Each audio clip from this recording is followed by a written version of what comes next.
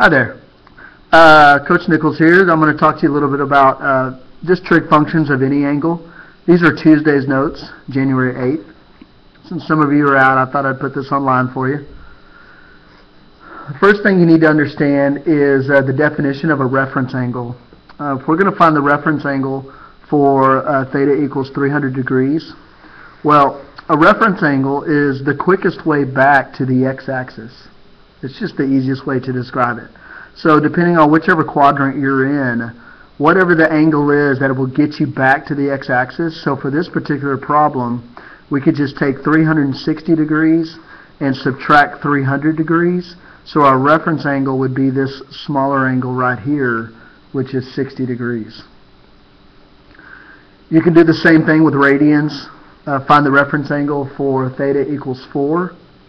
Well, since a semicircle, since pi is 3.14 radians, halfway around, so 4 is going to be somewhere down in here. So we would just take 4 and subtract pi, and we would get 0.86 radians. So 0.86 radians would be the reference angle there, the quickest way back to the x-axis. So let me show you how we're going to use this to find trig functions. Let negative 3, 4 be a point on the terminal side of the angle. And then we're going to find sine, cosine, and tangent of theta. So remember, the terminal side is the side that opens. Okay? So right here, the terminal side opens and it goes through negative 3, 4. Well, since it's in quadrant 2, the reference angle is right over here. It's this small angle working off of 180 there.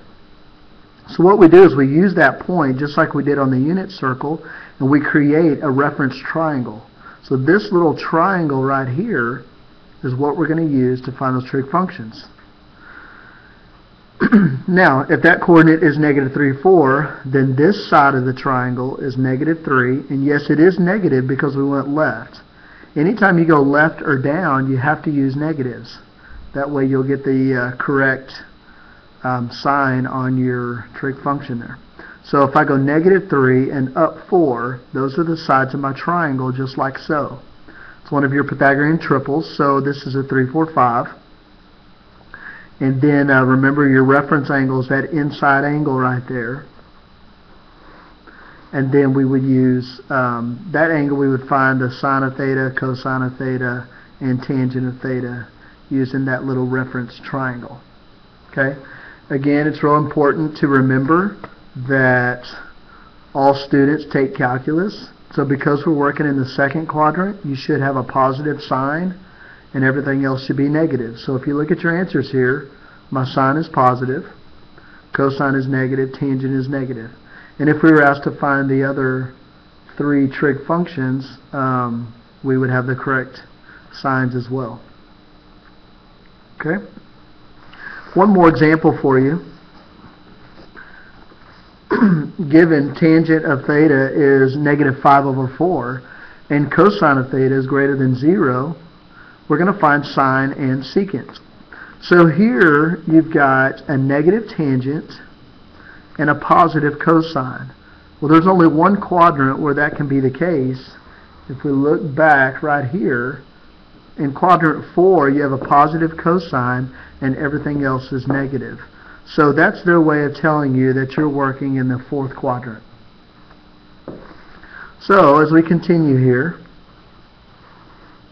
I draw my picture in the 4th quadrant. If my tangent is opposite over adjacent, then opposite is negative 5, adjacent is positive 4 because it went right and this went down. Use Pythagorean theorem to get the hypotenuse there, which is the square root of 41.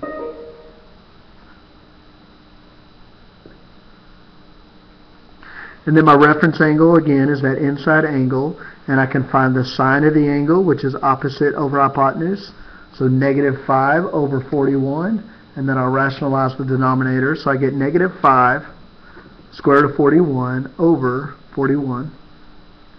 And then secant is the reciprocal of cosine. So cosine is adjacent over hypotenuse. So I'm going to do hypotenuse over adjacent. And I get square root of 41 over 4. So we found the sine of theta and the secant of theta. So that's how you would use reference angles and reference triangles to find trig functions for any angle. So hope this helps. And again, these notes will help you with homework 6B, which is due tomorrow, Thursday. So enjoy.